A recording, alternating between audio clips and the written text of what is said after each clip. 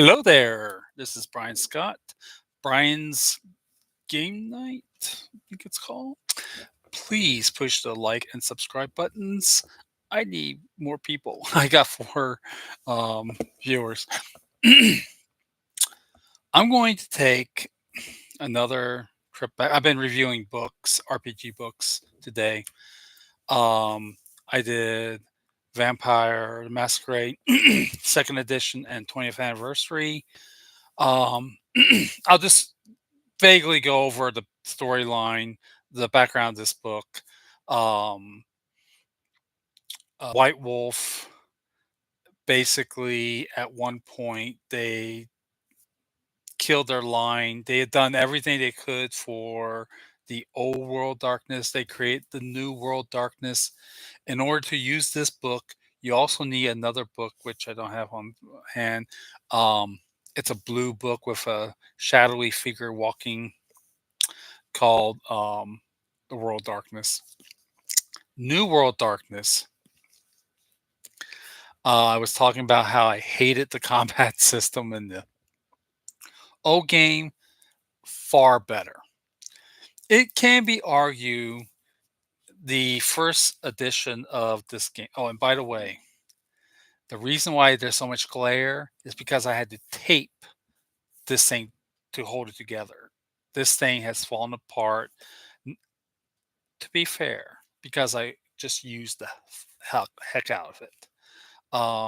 You can get this on print through Drive Through RPG for $20 for a hardcover. It's black and white though, and I wonder if you know. Please write below if you and maybe even show me pictures of the inside of the book. I would gladly buy even black and white for $20. But when you look through here and you see these beautiful illustrations and the fact that it's all a green overcast, I don't know what this is going to look like in black and white. So, again, please let me know. Um, a little bit about this. So you needed the World Darkness rule book to do the main rules. And then these books have a lot, and I mean a lot of lore and rules pertaining to just changelings. There's a vampire one, there's a werewolf one, just like in the old World Darkness. Um, this is a 160-degree departure from Changeling to Dreaming. This is not changeling dreaming. These changelings, you have been kidnapped, taken to Arcadia. Your time in Arcadia has changed you into a half human, half fae being. You are like this forever. And you come back and you realize, oh, the world's not the way it is. Now, I talked about this setting in ancient times in my old channel, but I will go over it a little bit. But before we do that, I think it's important to talk about editions. This is the first edition. There is a second edition, but the second edition is the Chronicles of Darkness. White Wolf, I guess they sold the rights to the Onyx Path people, and they did a Chronicles of Darkness. Um, I think there's some really good things about the Chronicles of Darkness, but to be honest, or the second edition, but to be honest, again, I'm going to use the word it lacks charm. And also, it makes you very superhero like. It makes you very, very, very powerful. And while some of those follow really makes great games, I don't really know, or, moments in games, I don't think they necessarily make great games themselves. Like, for instance, there's some, they got things called cantrips. And there's some cantrips where you can reach through a mirror. Those are great, great powers. But then there's some powers where you can become insubstantial and just walk around like a ghost. Too powerful. Too powerful. Why wouldn't you not take that? So I think go to the first edition and make whatever little changes or additions you want from the new one, because the new one is too much. This is the beautiful addition. And again, sorry about that. And to tell you how popular this game was, now again, it didn't do great, probably super in sales, but it made enough money to where they made like 8 or 9 books. I got every book out of this series. Every book is a gem, and it just adds to this game. I will tell new people, I hear this every time. They go, "Yeah, the rules are very easy, but man, there's so much to learn."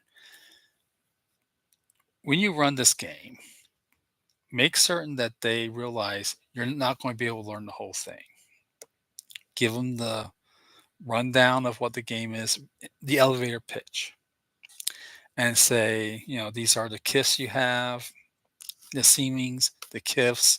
Pick one seeming, just what sounds best, and then just go into the kifs. Now, what happens though is all these other books have more kifs. I would say for a new player, if you got old players that, established players that know the book and they want to use that kif, that's fine. But for the new ones, just keep them to this book. This book is, it's probably about, I'm going to say this one's two and a half, no, 348 pages. Okay, so I am going to do a little bit more of a review. And by the way, New World Darkness, Vampire the Requiem has its charms, but this is the best book out of all of the New World Darkness. This is the best, in my opinion. One of the reasons is you are taken to Arcadia, the home of the Fae, and you serve some kind of purpose there. It may have been something like dredge, or it could have been a cage, beauty who just was there to be looked upon for, for the amusement of the gentry. The gentry are the fae that has taken you, and they go by many names, but I love to use the word gentry. You can fulfill any concept humanoid you want through this book. What is changelings like? Well, yeah, you're kind of like fairies from Victorian England, or it could be something so totally removed from that. You could be, a store mannequin, something really off. That's the beauty of this book. You can play it. I would go through it. Well, I guess, again, the art is, I'm just really bad. The art is very beautiful. There are some of it that is cringy at the same time. Oh, one of the things I really love about this edition, it doesn't, it kind of goes, they kind of do it a little differently in the second edition. Each, so there are things called seemings. They are like a general, I kind of want to use the word race of changelings, but types of changelings. Each one has a fairy tale um, tag to it. But remember, these are not the fairy tales of, Disney. These are the fairy tales of Brother Grimm's with a little Cthulhu added into it, right? The creatures that take you to in Arcadia as their slave masters, they're not creatures that have any sort of real human emotions, right? They're just um but I could go on. I've already made like I've probably made like 3 videos. And I know they're all ones that are on the other channel, but it's really to hash it for too long. I strongly recommend this edition. I strongly recommend the books that goes with it. And again, the PDFs are very easy to buy on RPG or elsewhere. The books, I strongly recommend the originals. They're getting a little pricey now because this is a damn good game. I question You know, hardcover black and white book, 8.5 by 11, $20. You know, and then also really weird, the soft cover comes with the PDF though for $20. Oh, and you're not getting the PDF when you're just buying the hardcover. But still, I'm almost wanting to make tell me if I should buy the print on demand, the black and white one. Um, I'm really starting to wonder if I should get that because this book, while it's very well, this is one of those well-loved books. When I think about my gaming, like what role-playing games I have in my possession right now, I really love my old school essentials. Those books are amazing. I mean, I have all of this stuff, but I'm, when I think about what I can just pick up and play right now is the old school essentials. It's this book. I could do this today. You know, I've ran it enough where even if I make up a whole new city of changelings, I could probably just do it on the fly now, right? Um, and it's really nice to see that I'm thinking this book came out in I'm going to say that did it came out in the 2000. This is 2007. Oh, I was living in San Diego, but at the time, I do remember. Um, I was actually in a vampire game, vampire requiem game, but he allowed others in, so I played a changeling, and I held my own against the vampires. Believe it or not, the book begins with what Alec Bourbon said. Amazing story. I mean, it's just a simply amazing story. You don't really know what's going on until you go into the book and go, "Oh, that's a fetch," right? And he's a like a tree person or something like that. Um, yeah, I could just go on and on about the book. I know this is a review, and I should, but you know what? I think what I'm going to do, I'm going to read one of the fairy tales, and it's going to be hard because these are all very good. But I'm going to read one of the fairy tales to you from this book, um, and give you an idea what this book is like. And I'm going to do it with, I think this is one of my favorite ones, the Darklings. Darklings are changelings that are associated with the dark, right? All right. So here we go. When dealing with matters of fairy, there are things that a person must do and things a person must not. This is the foundation of many stories of the Fae, including this one. It begins with a hill somewhere not far away, and they say that the invisible throng congregate there 3 times a year. The rules are simple. From sunrise to sunset on that night, the people must not speak of the invisible throng. And from sunset to sunrise on that night, they must not leave their homes. Consider the young man of courage and curiosity who would rather see the fairies for himself. He tells his sweetheart, the sweetest girl in 50 miles, that he wishes to see the fairies that morning, and she recoils in horror and says that he must not speak of, but it's too late. And she has spoken of them too. She cries and says that she will not go with him.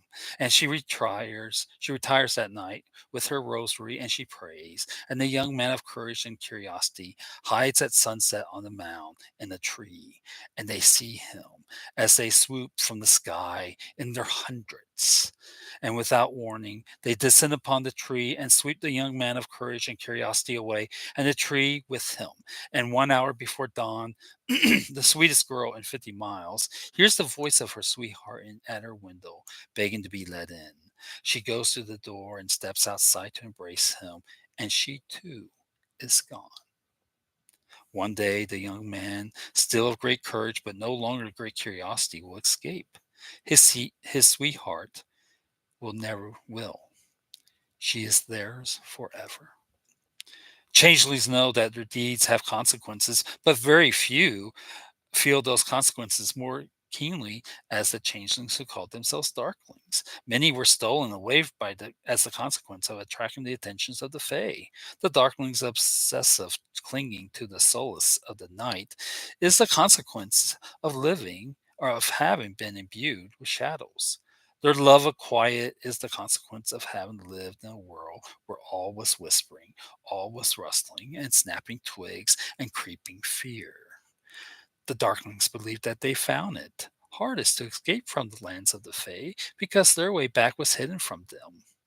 Of all the changelings, they were lost in an alien landscape with no reference points to return to, with all paths rounded in shadow. To escape, they had to be the ones who could survive in the shadows, to thrive there with creepy things and dark things and dead things that move.